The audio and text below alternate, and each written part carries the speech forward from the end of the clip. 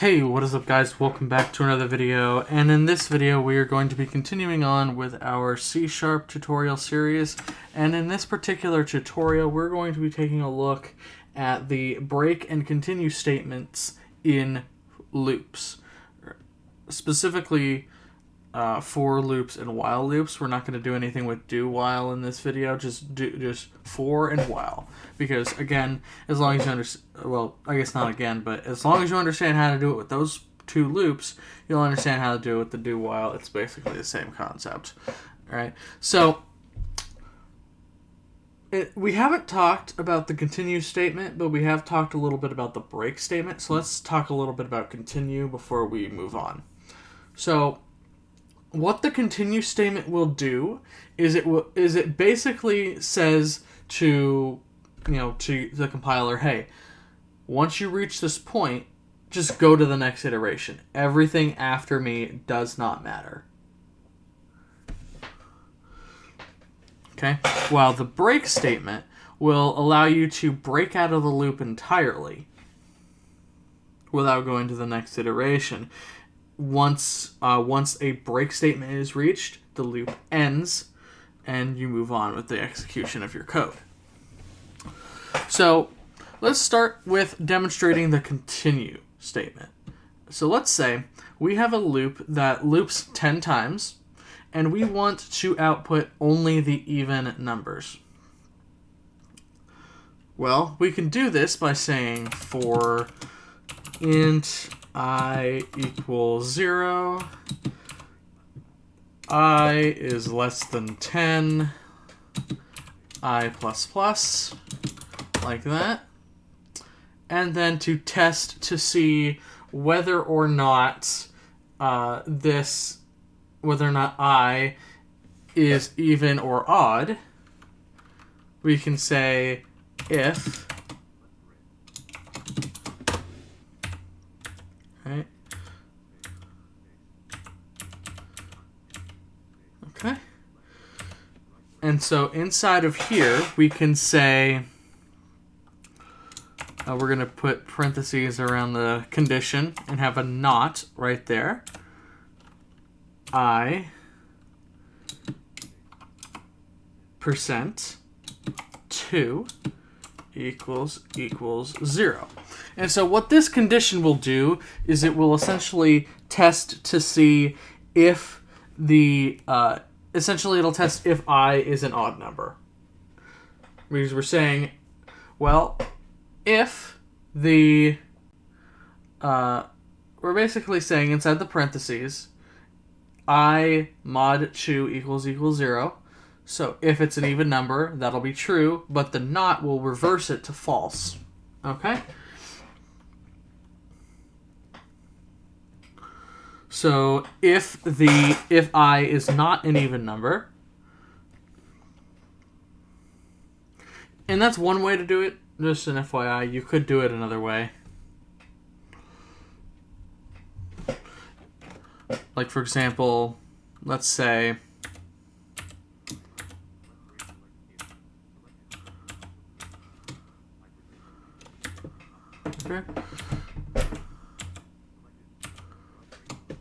Okay, so let's say we wanted to do if I mod 2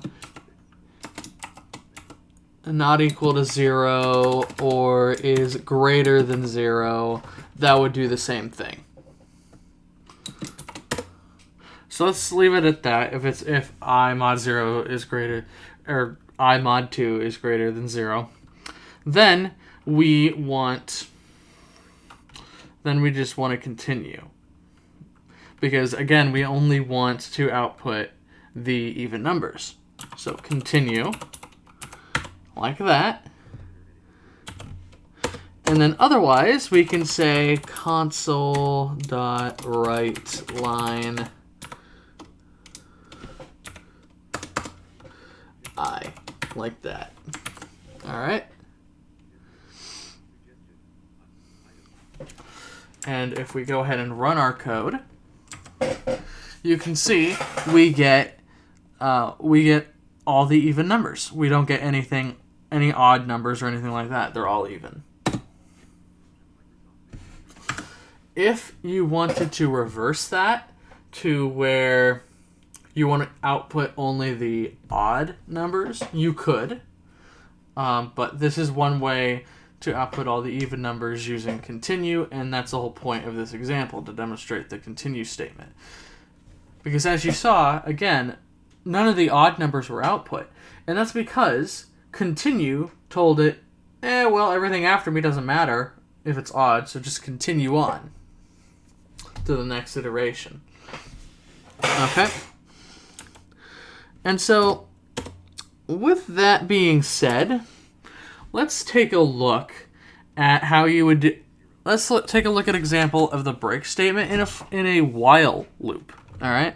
So let's say we want to have an infinite loop. So while true, this will create an infinite loop. And let's say we want to have the loop break as long as we have a lowercase x. All right. So we can do this where we say console.write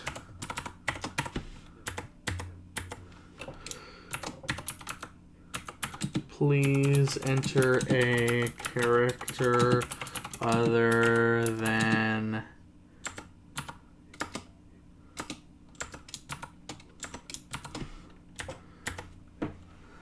X. All right.